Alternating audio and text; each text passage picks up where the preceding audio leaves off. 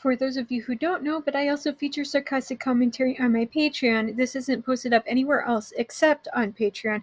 I thought that it would be fun to highlight the top star from every single day as an incentive to get people to join.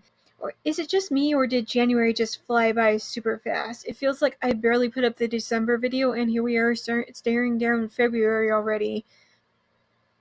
We started off both the month and the year with the remainder of Dune. It was so awful that I decided to rage quit reading the rest of the series. I really need to stop taking book recommendations from my boyfriend. The rest of the month was spent on Ignite Me, the third book in the Shatter Me series. I felt like I needed a bit of a break, so I'm taking it a bit slower than the second one, so I'm not quite finished with it just yet. Ah yes, because when I'm in the middle of a coup/war, the first thing that I want to do is to snort some coke. In this chapter, Gurney and the smuggler sat around and rehashed the plot. It was boring as fork all. That's it! That's literally the entire fucking chapter. If I wanted something this dry, I would have started reading an actual ecology textbook. But then, because I guess the spice is also a drug, he then gets high and becomes insanely aware of the passage of time. I don't know what's happening, but sure. She says it's like his father hadn't been murdered, their family overthrown, Jessica and Paul on the run, and Paul given LSD-laced cinnamon. His dark hair was dressed in close ringlets that seemed incongruously gay above swollen eyes. I'll take things that have not aged well for 1,000, please. Every forking time Channy shows up, it's her elfin features, her elfin face. We get it. Move on already. Jeez, this is up there with those authors who need to remind us every 5 seconds that a character is black or Jewish. It took over 400 pages for this important character to get a forking name. Well, a magical drug that brings a universe awareness to the unborn child is one way to get around the "help, I don't know how to write a toddler." Like, I know that she was raised to be a political pawn, but maybe, just maybe, Paul is with Channy because he forking loves her. Just a thought. How the fork does Channy go for 3 forking weeks without seeing her lover and baby daddy? They literally live in a tribe together. It's named, but the author might as well have typed for all of the good that it does the reader. There are other punctuation marks. Please use another one. I mean, he does have a point. Juliet keeps saying how concerned for the baby she was, but not once did she think to follow up and ask how the baby was. She also keeps saying that she's upset about it, but this is literally the first time in like 2 months that it's been brought up again.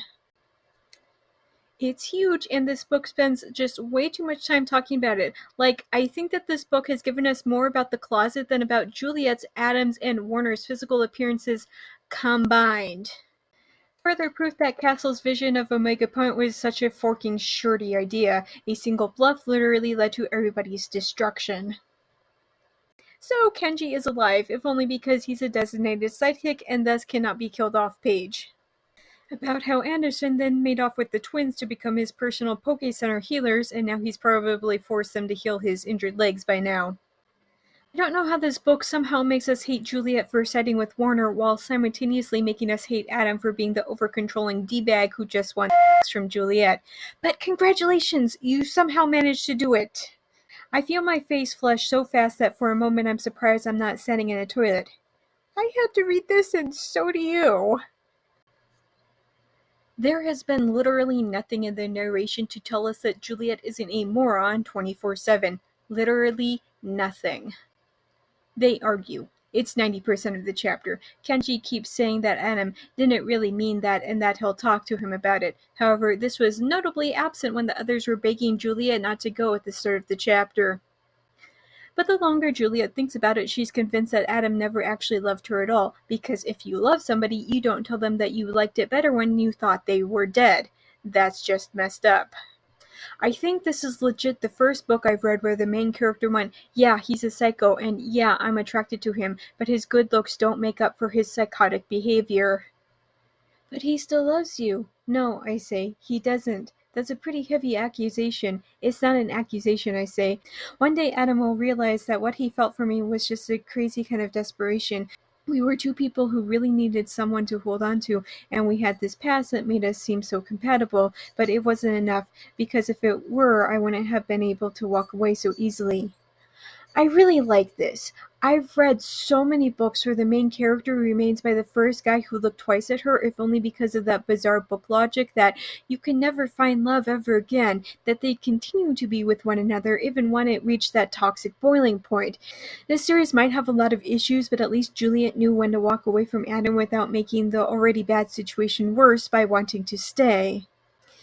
Although at this point, if I was Juliet, I'd just kind of go along with anything and rub it into his face. Look, the dude already hates her, so she might as well just become the petty, vindictive jerkwad that Adam already thinks that she is. Warner teaches Juliet to fight and how to defend herself. It takes 5.5 pages on this singular point. When you ask why this book has 78 chapters and 300 plus pages, you should probably just point to this chapter that wastes so much time on this singular point without going anywhere. That's literally the entire chapter, a transitional chapter. I normally don't mind taking the time to stop and smell the roses, but the problem is that this book, this series, is in no hurry to get literally anywhere anytime soon. It's one thing to stop and smell the roses every once in a while, it's another to do nothing but sit in the rose garden for 3 books. And like, part of me gets it, that it stinks when your mom dies. It stinks even worse that nobody would have told you, hey, she died. But at the same time, I'm still on team Anderson was right. Warner putting his mother on life support was only for Warner. It was only just prolonging Mrs. Warner's suffering. Exactly what did he hope to accomplish? That one day somebody would come in and snap their fingers and that she'd instantly be better? I love how the author actually sat down and said to herself, you want to know what this story needs? Adam assaulting Juliet. Although at this point the only consolation is that at least it's not a sexual assault. Warner had given them supplies, and Winston and Alia made Juliet a new suit. That's literally the entire forking chapter. Look at my new suit!